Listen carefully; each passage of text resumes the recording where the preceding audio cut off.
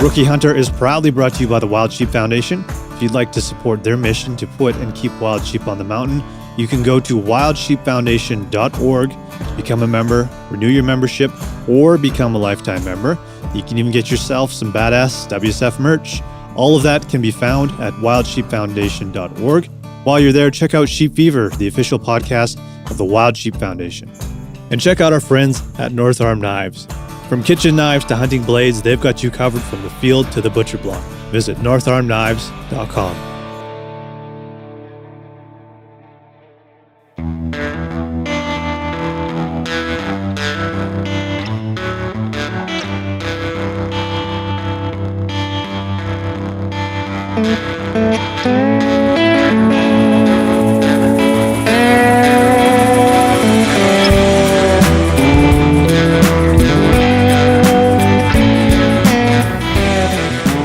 Welcome to episode 202. As usual, it's been a while, and I hope to get you some more consistent episodes coming up here. We recorded another one a couple days ago, so I'll have something ready to go for next week too. We've got plans to do a recap on the episode that I'm playing today. This episode is it was leading up to our annual fly fishing trip that we do. This is the second annual fishing trip. So we recorded this like 2 months ago, maybe more. And I just got busy. Things got crazy. Never got around to it. So we're going to play that. It's still somewhat relevant. And then we'll do a recap later in the week and let you know how it went. We'll let you know how our spring went, if we got out or not. But hunting season's pretty close here. So lots to look forward to. I was following some bucks around today. I'm leaving for the West Coast Trail in like 5 days. I want to fill you guys in on that too, let you know how I'm preparing for it, what I'm bringing, all that good stuff. But anyways, let's get into the episode. Sit back, relax, crack an ice cold beer, and enjoy episode 202 with me and Kelly.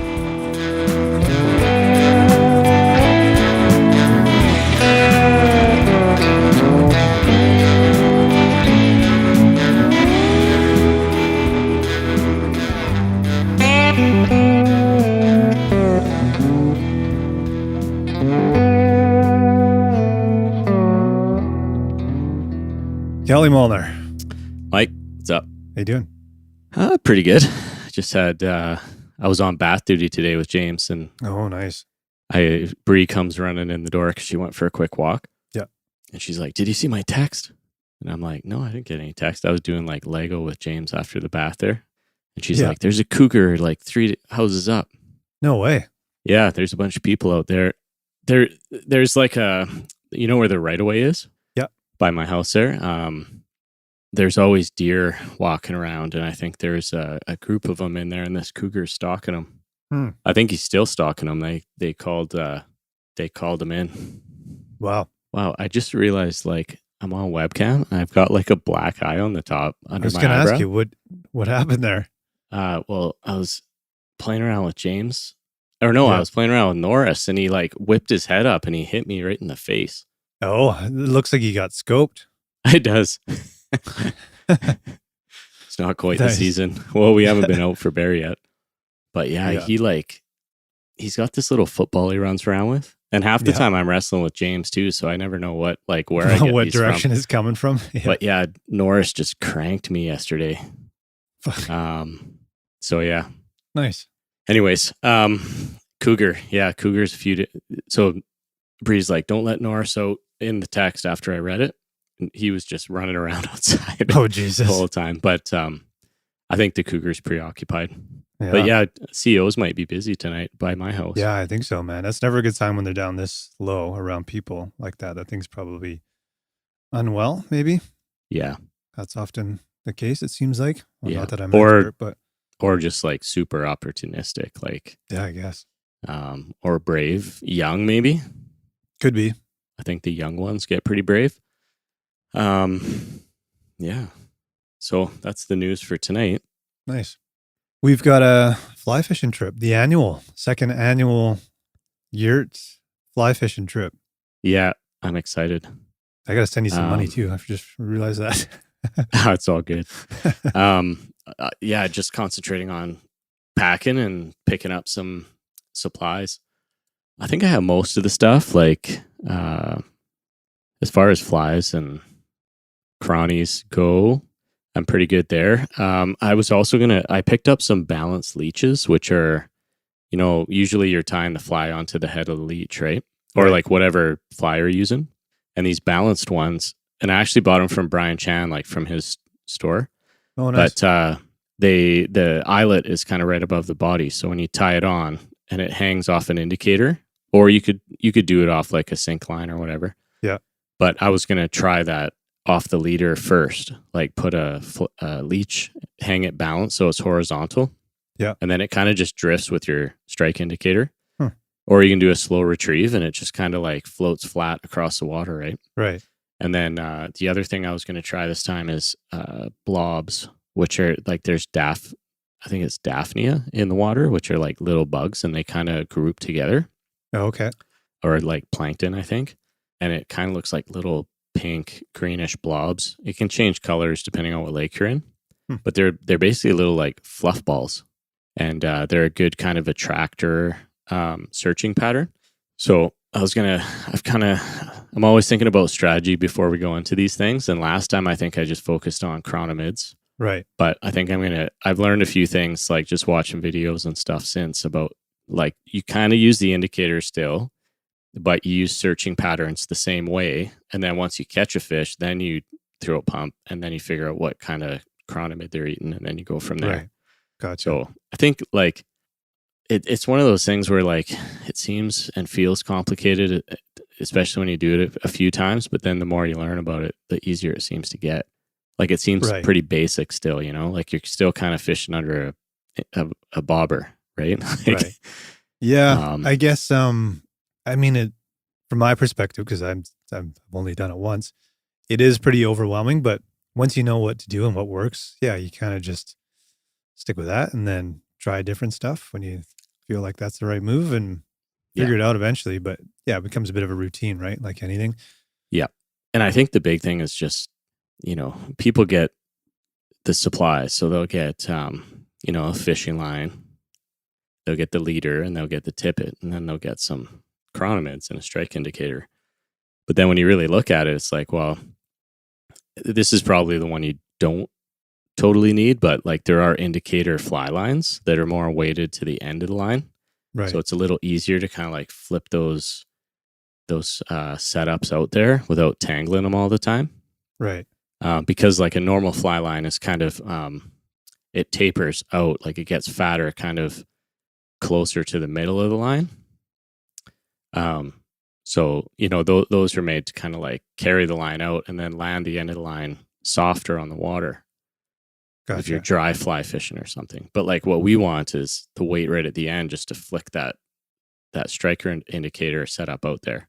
Right. We're not really worried about like making a big splash at the end or whatever, right? So like that's one thing. The other thing is like, I think this is the key, is like what leader are you using? Because most folks will go out with like if it's your first time or whatever, haven't done a lot of research, they put like a 9-12 foot normal leader on it. It's the same problem. Like they taper almost all the way down to the bottom. Okay. So like you think you're kind of dangling your line straight down, but it's actually in this big curve. So you're not getting your depth right. Right. So and I think I had those last time and I can't remember if I gave you one or not, but like those strike indicator leaders where it like tapers really quick and then it's just kind of a straight shot. I think I bought some, maybe. I don't know. Do you? I have to go through my shit. I can't remember.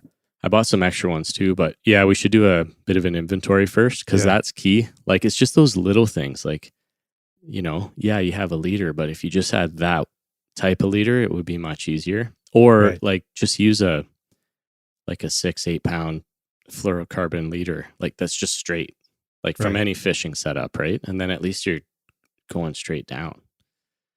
So you can kind of like measure your depth because I think depth is key. You don't want it kind of like dragging on the bottom and you don't want it too high, right? So you kind of want to like be able to measure your depth and have it somewhat accurate. But yeah, I think we've got pretty much everything. Like if you can kind of nail that, I think the rest is just a bit of luck. And like we didn't have a ton of bites last time, but no, I've got a good feeling. I mean, we're kind of heating up. Like it felt like we were figuring it out. It wasn't just us, man. It was all the other boats were kind of having the same issue. So I think, if we had another day or two, we probably would have got a couple more in the boat because I think we were starting to figure it out. Yeah. Well, you were anyways. I was just doing what you were doing. Yeah. Oh, did I tell you, it's just more about fishing.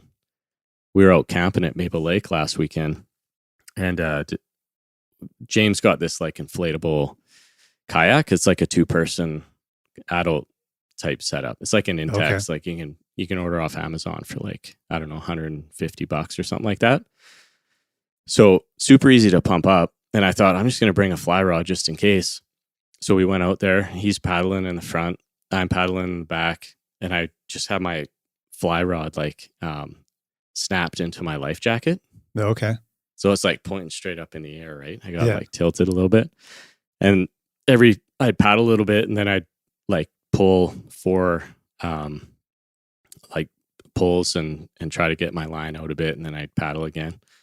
Once it was all out there, we tried like a couple days. On the second day, got a bite and like wrestled this fish for a minute or two, and had my net, fortunately, so I got it in the boat. It was actually the one time I didn't have James in the boat because it was later in the evening. But I had the walkie-talkie on, so I was like walkie-talkieing with him, and he was like just getting out of the bath. He had a little bath there. Oh, nice. As we were camping, but he comes running down to the beach, and I'm like trying to wrestle this fish, and he's like sending me messages every 30 seconds, right? So it's making this like super difficult. Yeah. But it was hilarious. And then I got inside, took the fish in. I'm like, well, should we let him go or should we keep him? What do you want to do? He wanted to keep him. So we bonked him, and then he carried it all the way up to the campsite. But yeah, it was decent fish. It was like 18-inch right on. rainbow. Yeah. Beauty.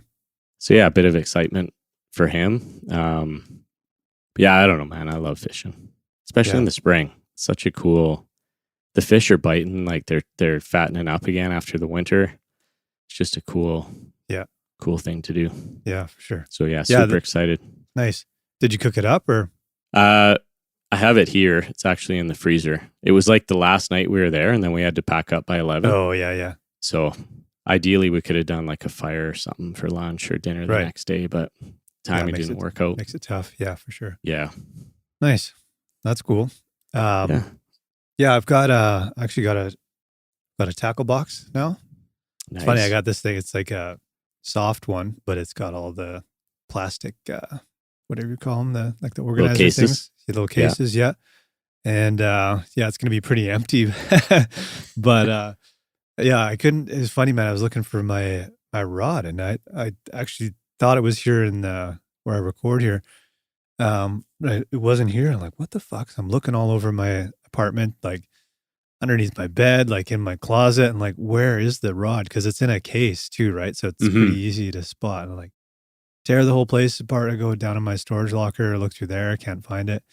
And then I'm like, I don't know even know what made me think of it. I'm like, I wonder if it like fell behind the washing machine, like at a stacked washer dryer. And sure enough, I like pull it forward, and there's the fishing rod. I have no idea how it got back in there, but it's like the only place it could have been. But somehow I must have like leaned it up in there or something, and then it just fell over, and yeah, that's where it was. I'm like, you got to be kidding me, man! Like, where the hell could this fishing rod be? So, anyways, I found it, my reel, all my tackle and flies, and yeah, I'm pumped. Well, you probably haven't used it since, right? No, I haven't. No. So the other thing, also just realized I need a fishing license too. Yep. Get that for sure. Yeah. That's a good thing to have. We should try to get out into Okanagan Lake too, because like through May, early June, you can just like set out your fly line, get bites, like that fish that you got in my boat there. It was a nice one. A year or two ago.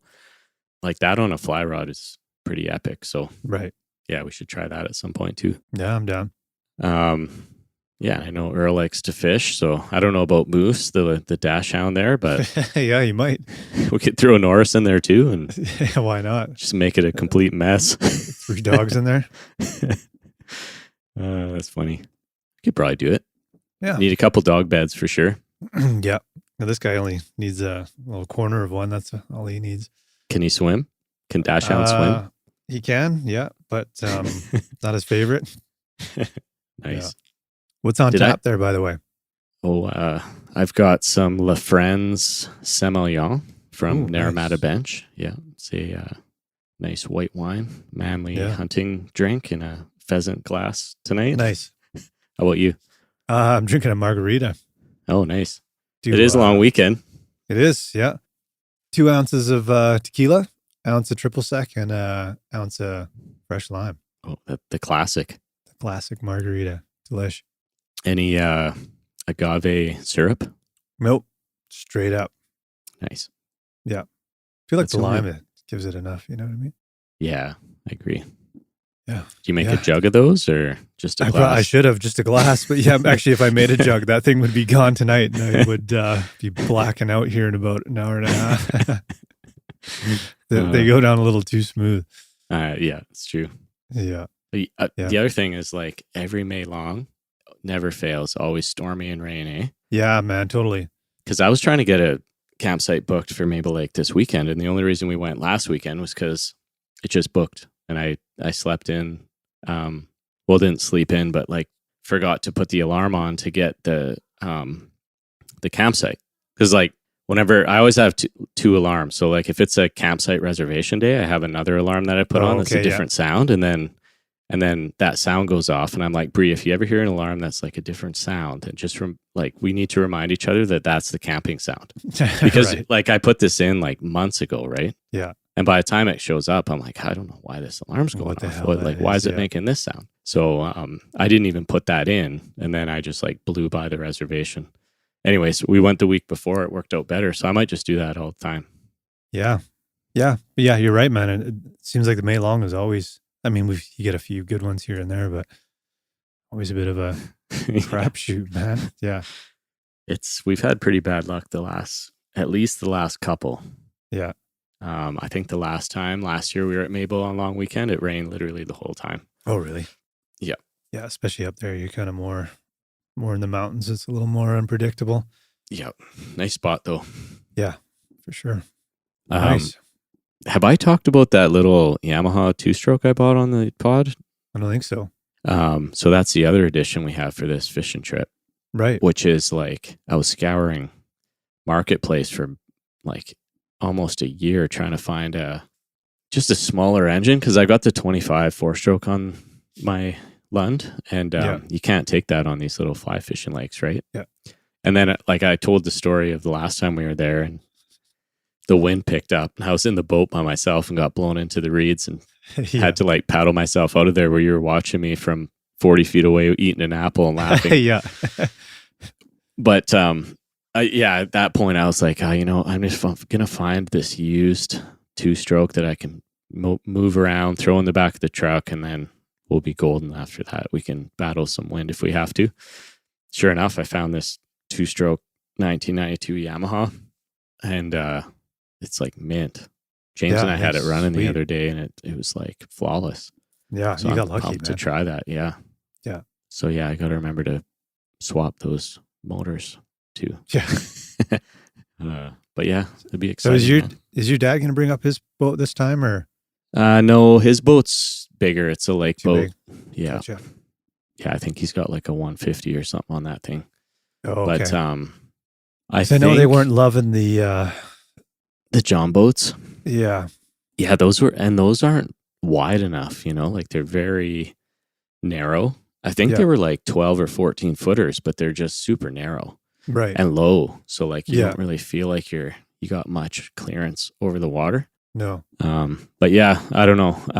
I think they're going to rely on those again, although they're going to bring a couple more motor options. I think my dad's bringing his kayak, actually. He's got like an actual fishing kayak where you like push the pedals and it like motors for you, so you can have your hands free. So he's going to bring that, which I think would be pretty cool, actually, just experiencing this little inflatable one. Now I kind of want one of those. Mm-hmm. But they're hard to pack around too, right? Like you need to you need a way to transport it. Yeah. So yeah, they're going to do that. Cool. I mean, I could bring that inflatable one out too. It's almost worth it. Like it's pretty fun. Right. More options, the better. If we don't use them, that's fine. Yeah, better to have it than not need it than, I wish you brought it. Yeah, totally.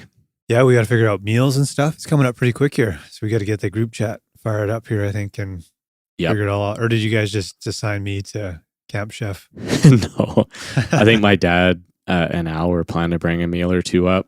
Okay. But yeah, we haven't really had the discussion yet, so we should probably throw that into the group chat. Yeah, for sure. They'll make those fish tacos again. Those were good. Yeah, totally. Yeah, that was best meal of the trip last year. Yeah, for sure. Yeah. What else do we look forward to this spring? Have you been out for bear? No, I haven't, man. And I was actually thinking about it this weekend. But it's bear is funny. It's one of those things where it was like this the previous years too. It's like 12 o'clock in the afternoon, like noon, and you're like, I should go bear hunting and just go for a rip. But it's just then I realized that I don't have a tag or my license yet, and then you got to get like the cooler ready, and it's that like doing the first trip of like getting everything organized, and then like getting the pack ready and making sure you got all your shit.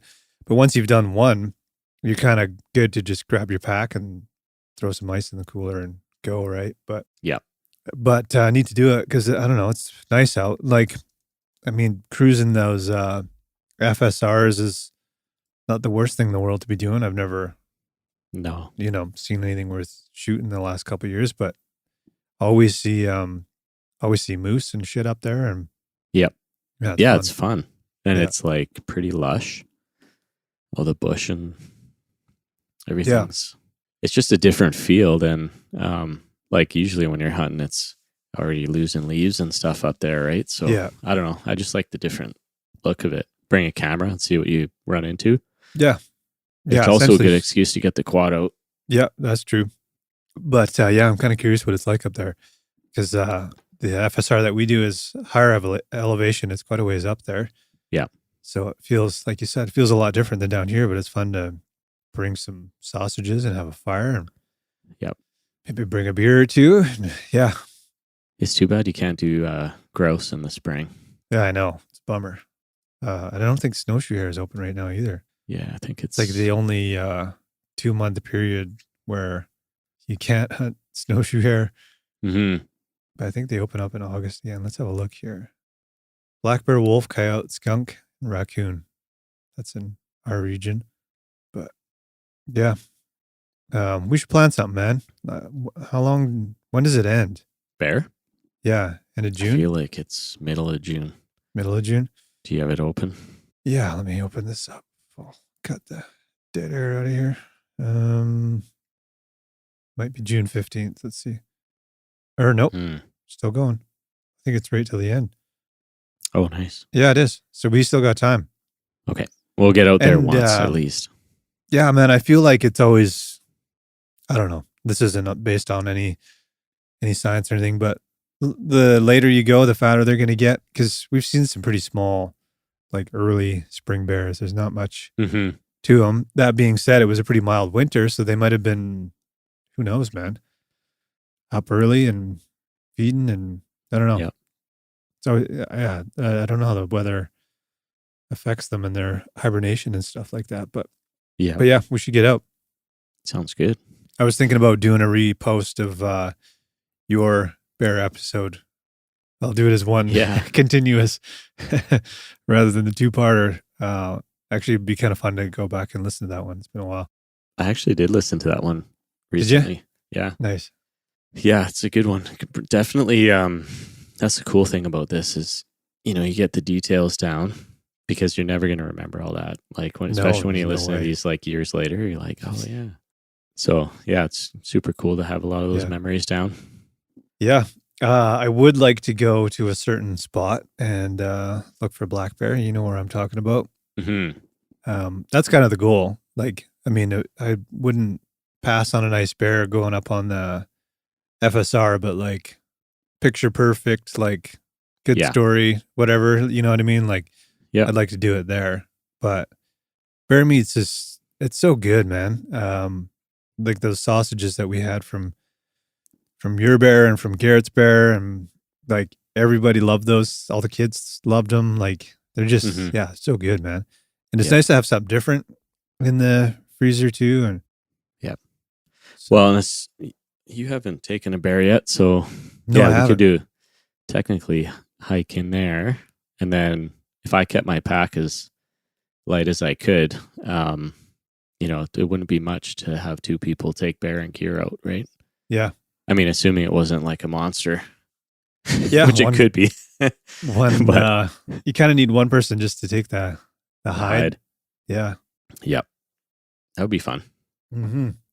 But if I could find that same bear as last year, which is a possibility, that one that was like a rusty red color, super cool. Yeah. Very unique. There's a lot of color phase bears around. Yeah, there is. And he was a good size too. But yeah, that thing was in a rush. There's no way I was going to get him. A rush away from you? Well, he didn't know I was there, but he was just like, came from the upper part of the bowl on like a diagonal straight across, like down below me. And like, he didn't stop moving. He was going somewhere. So, but yeah, actually just talking about that spot, just getting me excited for September, man.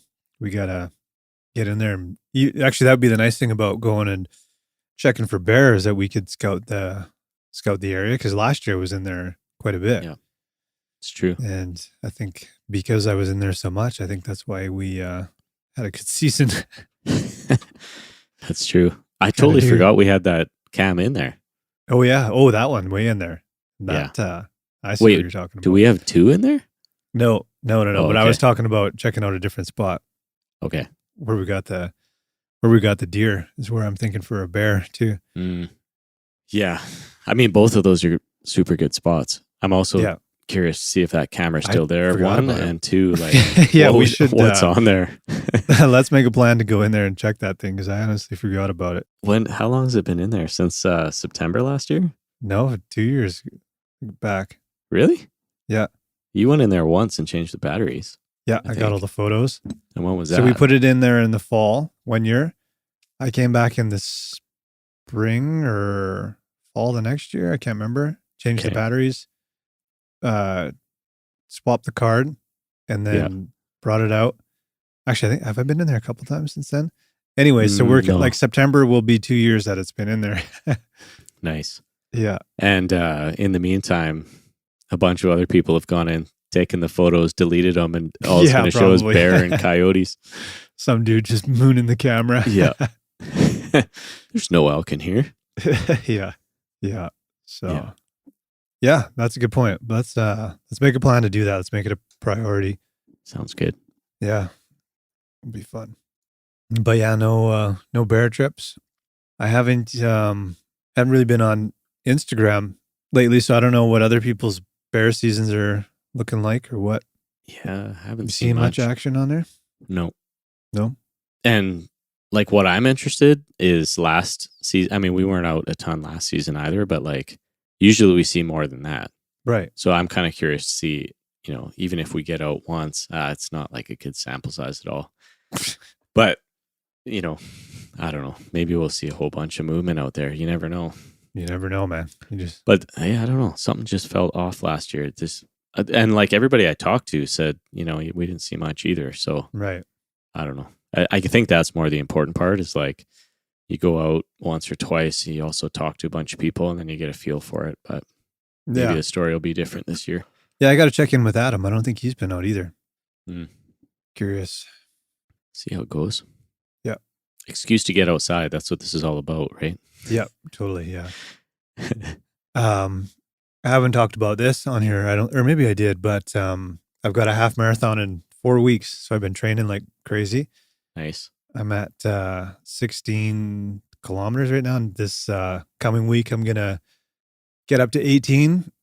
And I think I'm good with that. And I'll just start like tapering off a little bit each week leading up to the race. But my goals, if I could do an hour and a half, I would be super happy. My best time is hour 32.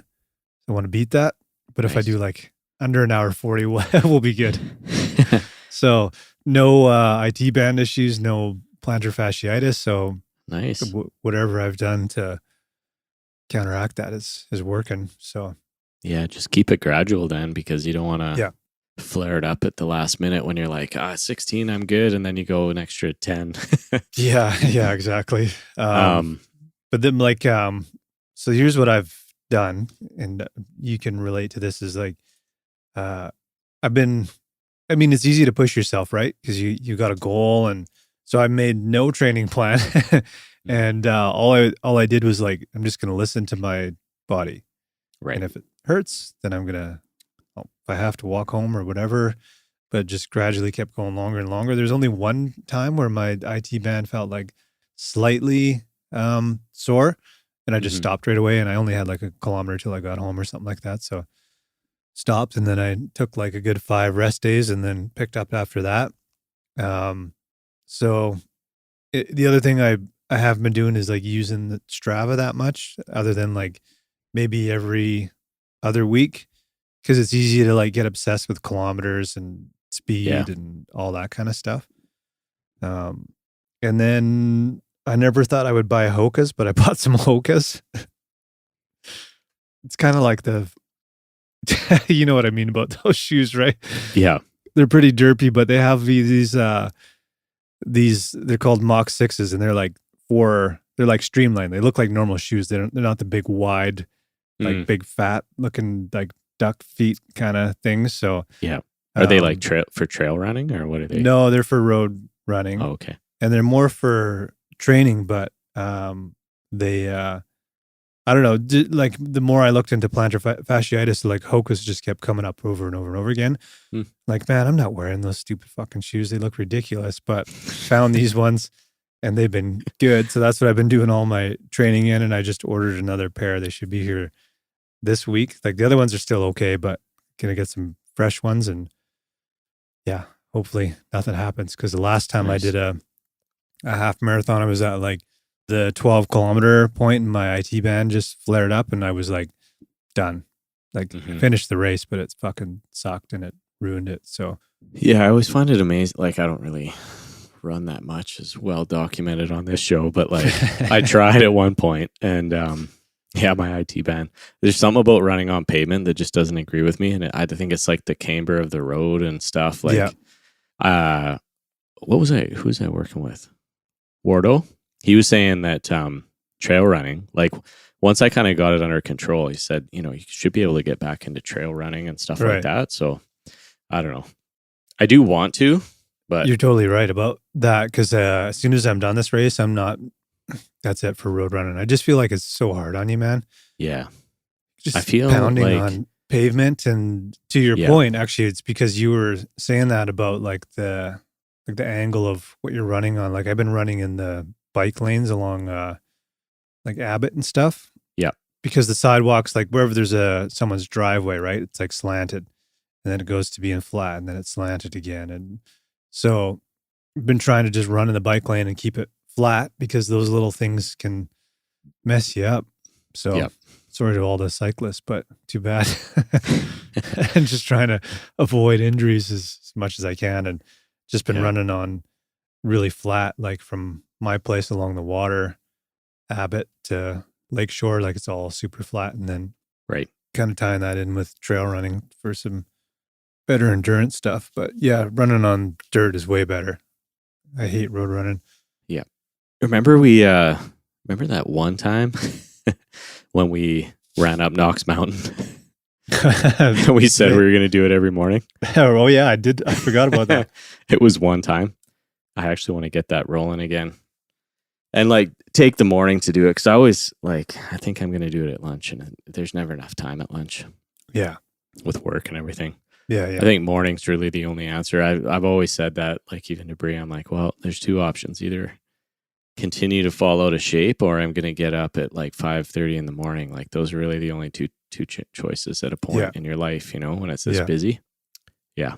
Can make especially when the weather's nice like this. My office like looks over Knox Mountain too, so I'm always looking at it. I'm like, I just want to like climb that right now. Yeah. It's a nice short route, It's enough. I think if you did it like once every day, once every 2 days, like that's more than enough to keep you. Oh yeah, 100%. Yeah. In good shape. Yeah. You know what you should do is there's that canyon trail right up behind your house. I hiked it last weekend. Is that the one you and I did with the dogs there? Yeah. Yeah. That's good. That's a good trail. That's a good one, man. It's close. So you could even rip that in the morning and then go home, shower, and rip to work. Cougars running around would be awesome. Yeah. Yeah, I never thought about that part. I'm sure they're going to take care of that. I'll take Norris. Yeah. You'll lead them right to me. Yeah, exactly. Yeah. Oh, hey, do you want to talk about dogs at all? Sure. Foreshadowing. What have you been up to? Been scheming something. Yeah, it's like, I don't even know how I got into this. Do you remember? I think I was mostly looking at just Instagram, and for some reason this breeder popped up that is local. Actually, let me rewind. I've just been thinking about, what does the future look like? And Norris isn't super old. He's 10. So he might be around for another 5 years or so. Who knows, right? Yeah. I was thinking like 12 to 14 is probably average for his. But I mean, you say that and it's like 15, 16 years old. Yeah, he might be like Keith Richards. He'll just live forever. Yeah. He had his one scare there when he was 1.5 years old. And that this is the dog that'll never turn him into the Wolverine. Yeah. Yeah. But I don't know. I just started thinking about it, and then it's like, well, maybe it would be nice to have like a younger dog when he's getting older, and not too old, because I think when they get too old, then that becomes a problem too, because they just get angry and a bit out of sorts with it. Right. So I don't know. It's kind of like the back of my mind is like, don't get 2 dogs, but the other half is kind of like, whatever. You kind of got to think of it in like 10, 15 year increments, right? It's like, when do you want to start doing X with the dog? Because then, you're going to be X years old. And so I think it's more complicated than just like picking a date out of a hat. It's just trying to plan around that a little bit. So anyways, I went down the rabbit hole and I saw this video of a breeder nearby. Her name's Tanya Pannonia Kennel. Yeah. And they breed Hungarian Wirehaired Vizslas. So, I mean, you're familiar with the Vizsla because I think you were looking I almost at got a Vizsla. one. Yeah, I was on the waiting list, and then I got Earl, and then they contacted me like a month later, and like, you got a puppy? I'm like, you got a dog. Oh, they did contact you? Yeah. Nice. Yeah. Oh, I think you lucked out with Earl, man. Like, yeah, I did. He's a good dog. Yeah. He's super good. Sleeping right next to me here. Yeah.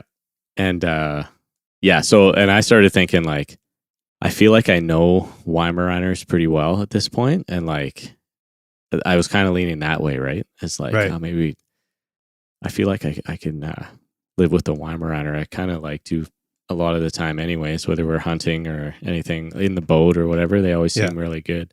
Yeah. Obviously, you got to keep those dogs active, right? The spectrum of Weimaraner from Oscar to Earl. They're 2 different dogs, but I mean, I took it a different approach with Earl with training them. So yeah, and that's the thing with us too. Is like, looking back, there's things I would have done differently with Norris, and and he's not a bad dog. He's an awesome dog. He's a perfect family dog. Yeah. It's just like some of the structure, I think I would have changed. Like a little more structure around freedom and like off leash, I think would have helped him in the long run, and not taking the approach of just kind of being like, okay, you're on your own, go, let's figure it out. Let's go on a hike. Yeah. But, just that structure, and like, I think too with other breeds, their kind of instinct, some of them, their instinct is to go far. Some of them, their instinct is to stay close. And that's kind of why I was leaning to a Vizsla, because I'm not one to like, I don't really like it when I'm out there and the dog is like a mile away, because some dogs do that like GSPs and like, that's just what they do. Right. But when I went and talked to I actually went to the breeder's place, Bree and I and James went, and they're in Summerland. Super nice property right by the lake, and we like ran around with the dogs and went for a little hike, and it's just different feel, like similar to a Weimaraner, but I think the Vizslas are even more like they're always checking in with you, and they're not going too far. So there could be pros and cons with that too, depending on like how attached they get. So like it might need some structure with that, even Yeah. just to not get it too. You don't want separation anxiety and all that. No. They do seem like cool dogs, and the more I look at them, I think the more they'd kind of suit. They're a good family dog, but they can kind of turn it on when you want. Yeah. And then the other thing is like James is getting to the point now where he's not going to be out there like big game hunting with us as much. I mean, he might hang out in camp a bit, maybe go for a drive or something, similar to kind of what we do with Garrett's kids once in a while. But I don't think, he's got some time before he's throwing a backpack on and all that.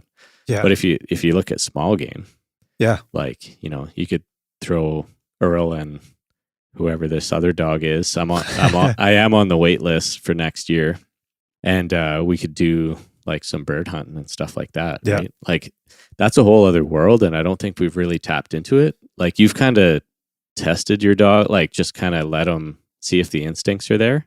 Yeah. But like, I don't know if we've really tried to like, hit a bird spot for dogs, because those spots seem a bit different.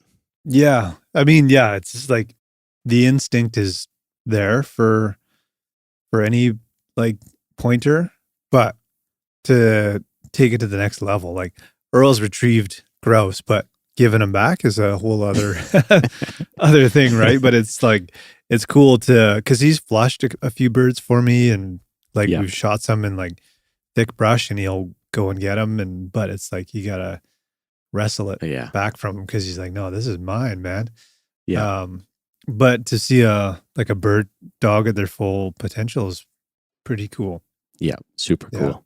Yeah. She actually she sent an invite to go hunting with them in the fall. So like I'm definitely gonna take that opportunity if they're open to it and go just see it in action, right? Like even if I'm just walking around, like I don't need to bring a gun or anything. I just want to see it. It would almost be better just to go and observe.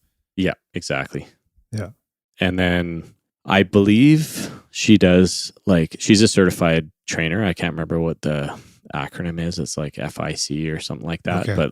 But I think she does like obedience stuff, but also like specific bird hunting stuff. Yeah.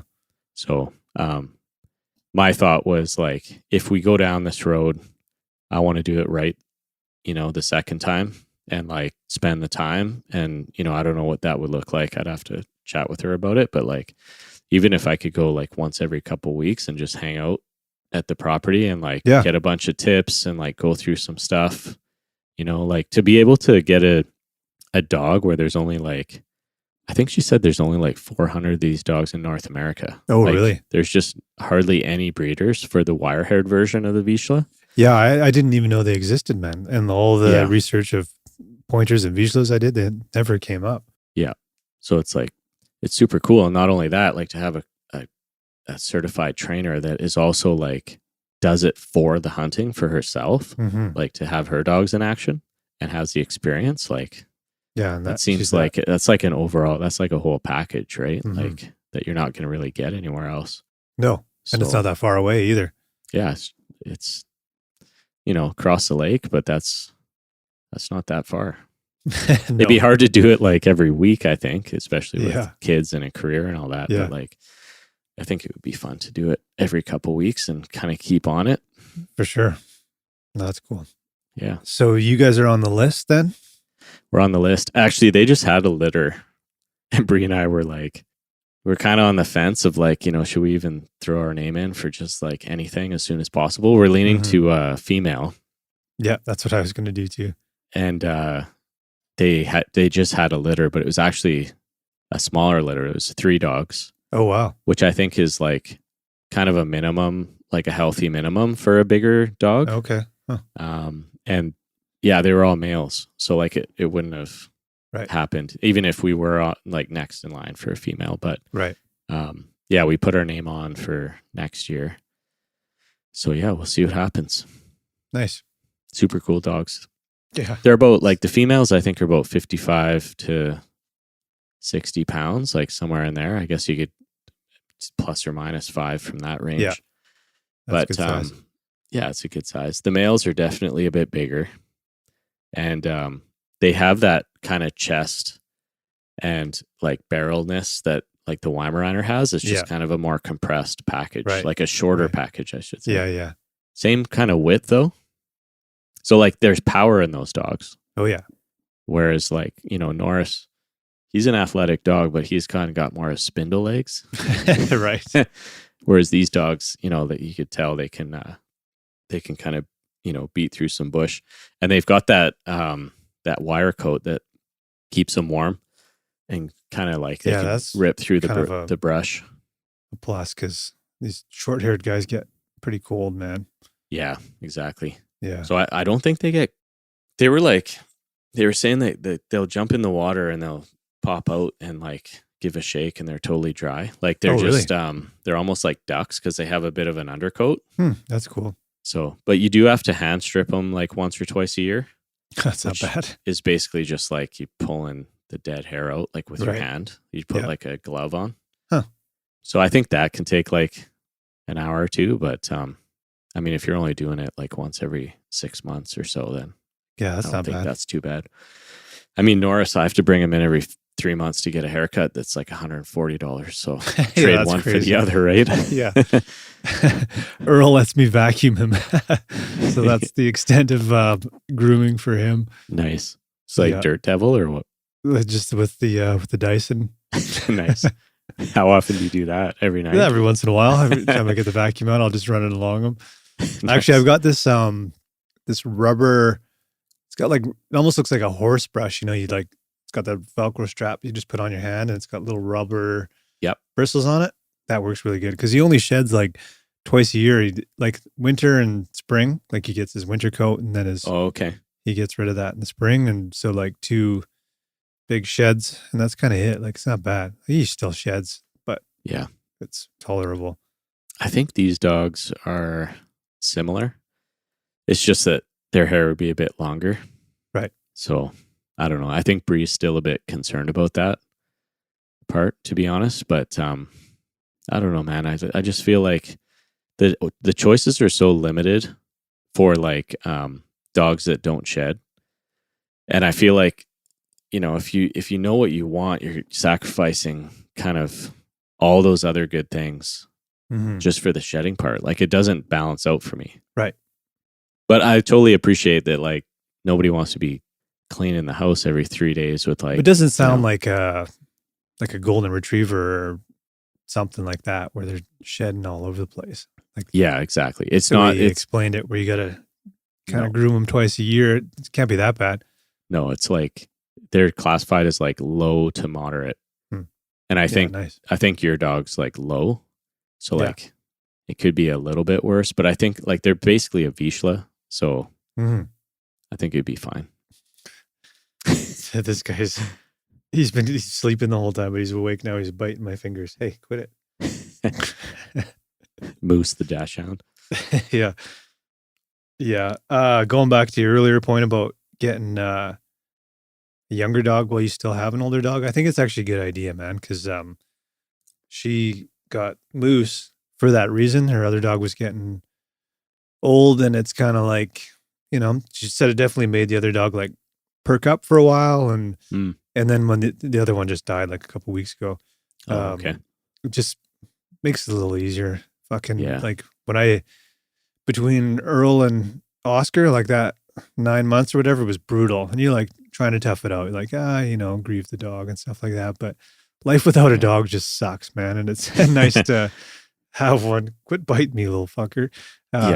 In between, I don't know. And I think it's nice for them to have a buddy too, Yeah, for sure. The older dog definitely. Same with, Earl's only 5, but he's showing this guy the ropes a little bit. And Moose doesn't like to walk really or like around town, but if Earl goes, like he's all for it. And when we go hiking, he just follows Earl around, and it's cool to watch because they definitely have a funny dynamic to the two of them, like between a puppy and an older dog. So you can see the perks of it for sure. Yeah, I agree. Yeah. I think like thing that worries me about Norris is he's like he puts himself to bed and he lays around a bit more, but when he wants to play, like he still plays just like he always did. Yeah. So like it could be a bit of a gong show for a year or so, but they figure it out. He'll slow down. Yeah. Yeah. And even with Earl, when they hang out at my place or whatever, like they calm down after 20 minutes. Yeah, exactly. Yeah. But yeah, he still got some energy, that's for sure. Yeah. Actually, my neighbors, speaking of golden retrievers, they just got a puppy, like 8 weeks old, 10 weeks old. Oh, really? And this is like a few weeks ago. So I'm downstairs. I think I was listening to vinyl or something. And like I could hear these dogs barking like over the music. And I'm like, what the heck is that? Sounds like Nora. So I go outside and there's he's like not in the yard, right? Yeah. So then I peeked over the fence and Norris is like doing donuts around my neighbor's yard. Just super excited. He wants to play so bad. Yeah. And there's this little golden retriever puppy there. But like my neighbor, they're a younger couple and they have 2 young kids, 2 young girls. And they were all like up on their deck with the gate closed because they were like, the girls were just freaking out. Oh, no. They just saw this like black dog run into their yard, right? And just barking. I mean, it wasn't like angry barking, but yeah. Anyways, had to like Excited. wrestle Norris back into the yard. So that was their first, like literally their first hour with the dog was really? Norris. Yeah. Norris was breaking into their yard and trying to play with it. That's hilarious. What he's saying is he really wants you to get a puppy. Yeah, exactly. Yeah. So anyways, that board that I had leaned up against the fence is now got a few screws in it and there's no way that he can get in. Nice. That's hilarious. Yeah, he's locked in. Perfect. So anyways, and yeah, just on the topic of dogs, he never had any raccoon encounters his whole life, but he's had 2 this year. Oh, yeah, right. So, yeah. Tell that story. Well, yeah, I can't remember. I think I told the first one. I let him out and took off barking again and trapped 2 raccoons behind the barbecue. No worse for wear, neither with the raccoons. And then like a few weeks later, actually, yeah, so that first one, I can't remember if I told this on here. But no, you told me, but I don't think you've told it on here.